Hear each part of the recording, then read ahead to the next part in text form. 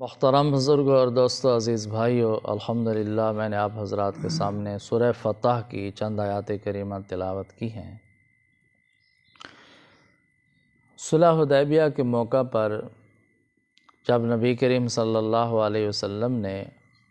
عمرہ کرنے کا ارادہ فرمایا اور اپنا اظہار فرمایا تو مدینہ منورہ میں جتنے صحابہ کرام رضی اللہ تعالیٰ عنہ موجود تھے ان کا اشتیاق بڑھ گیا، وہ شوق سے محبت سے تیار ہو گئے۔ پھر نبی کریم صلی اللہ علیہ وسلم نے دیکھا کہ ہم عمرہ کے لیے جا رہے ہیں، لیکن اگر کفار مکہ ہمیں روک دیں تو پھر جنگ کی صورت بن سکتی ہے، ہمارے پاس لشکر ہونا چاہیے، فوج ہونی چاہیے۔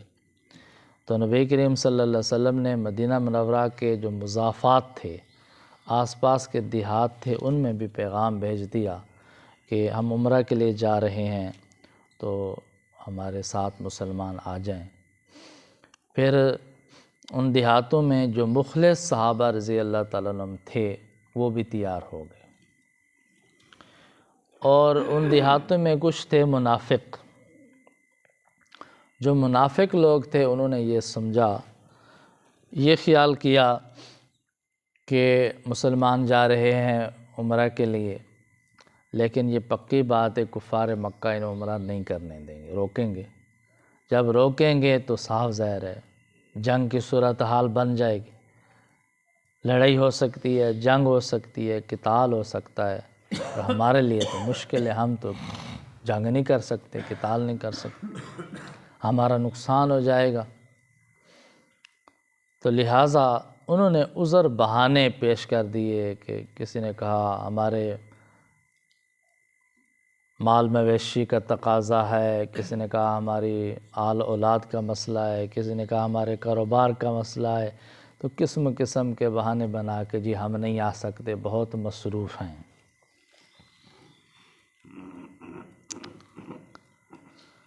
تو جب نبی کریم صلی اللہ علیہ وسلم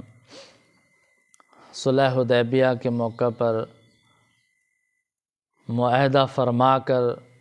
صلح حدیبیہ سے واپس مدینہ منورہ تشریف لے آ رہے تھے تو راستے میں صورت فتح نازل ہوئی، اور ان منافقوں کے بارے بھی اللہ تعالیٰ نے وضاحت فرما دی۔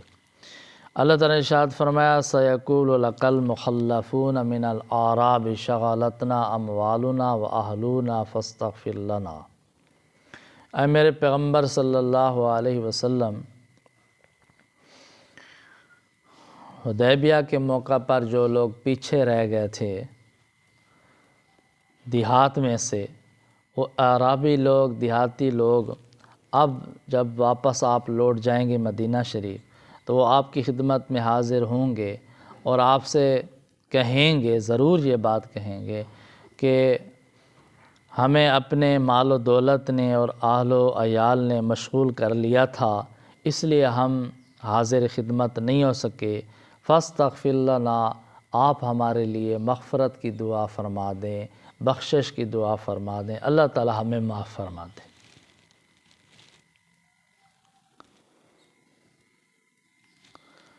یقولون بألسنتہم ما لیس فی قلوبہم، اللہ تعالی ارشاد فرماتے ہیں کہ یہ وہ باتیں ہیں جو زبانوں سے کہہ رہے ہیں لیکن ان کے دلوں میں یہ باتیں نہیں ہیں۔ ان کے دلوں میں اور باتیں ہیں اور زبان پر اور باتیں ہیں۔ قُلْ فَمَنْ يَمْلِكُ لَكُمْ مِنَ اللَّهِ شَيْئًا إِنْ أَرَادَ بِكُمْ ضَرًّا أَوْ أَرَادَ بِكُمْ نَفْعًا۔ میرے پیغمبر صلی اللہ علیہ وسلم آپ ان کو فرما دیجئے کہ اگر اللہ تمہیں نفع پہنچانا چاہیں یا نقصان پہنچانا چاہیں تو اللہ کے سامنے کون ہے جو تمہارے معاملے میں کچھ بھی کر سکے، کچھ بھی کرنے کی طاقت رکھتا ہو؟ اللہ کے سامنے تمہارے معاملے میں کوئی بھی کچھ کرنے کی، کچھ کہنے کی طاقت نہیں رکھتا۔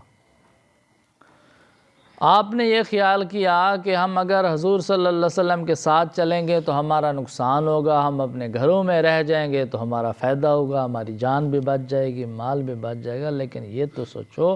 کہ نفع نقصان کا مالک کون ہے، نفع نقصان کس کے قبضہ میں۔ اگر اللہ تعالیٰ تمہیں نقصان پہنچانا چاہے تو گھر بیٹھ کے نہیں پہنچا سکتا، تمہارے گھروں میں نقصان نہیں آ سکتا،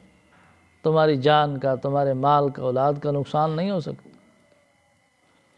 یہ تو تمہارا غلط گمان تھا، بلکہ اللہ تعالیٰ نفع نقصان کا مالک ہے، تم نے غلط گمان کیا۔ بل کان اللہ بما تعملون خبیرا، بلکہ جو کچھ بھی تم عمل کر رہے ہو اللہ تعالیٰ اس کو خوب جانتا ہے، خبردار ہے اللہ تعالیٰ تمہارے اعمال سے۔ بل ظننتم ان لن ينقلب الرسول والمؤمنون الى اہلیہم ابدا،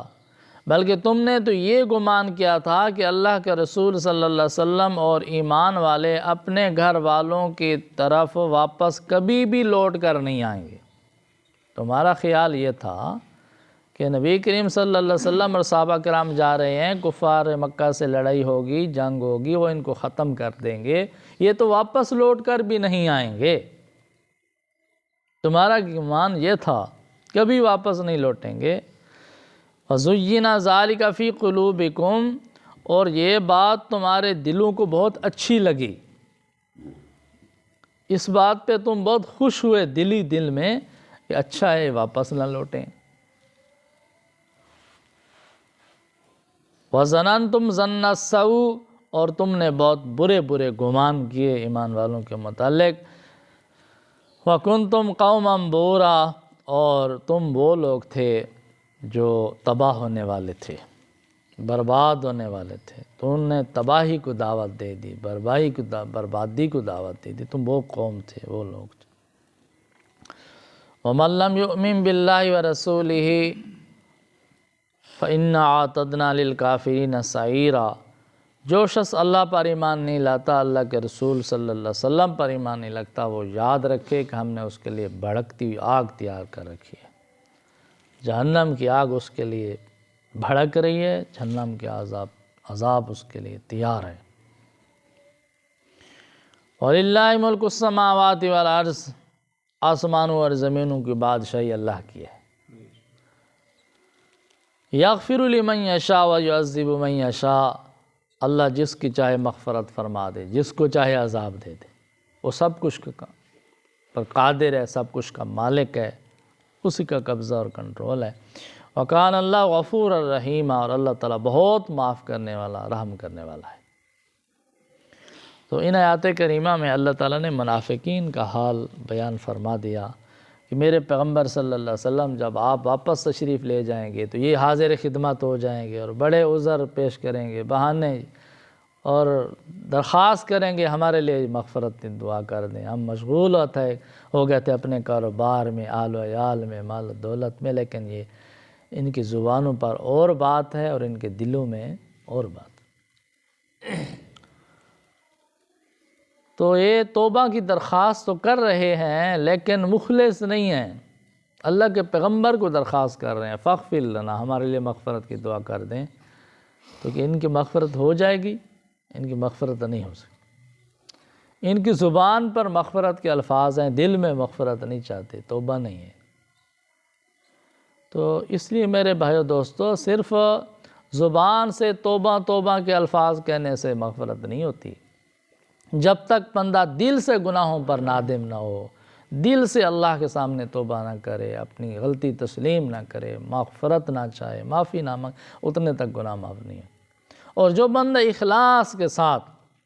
توبہ کرے اور سچے دل کے ساتھ استغفار کرے، وہ چاہے کافر ہو، مشرک ہو، منافق ہو، اللہ تعالیٰ اس کی توبہ بھی قبول فرماتے، اس کے گناہ بھی معاف فرما دیتے۔ تو دعا ہے کہ اللہ تعالیٰ ہم سب کو ان ہدایات پر عمل کرنے کی توفیق عطا فرمائے۔ وآخر دعوانا الحمد للہ رب العالمین۔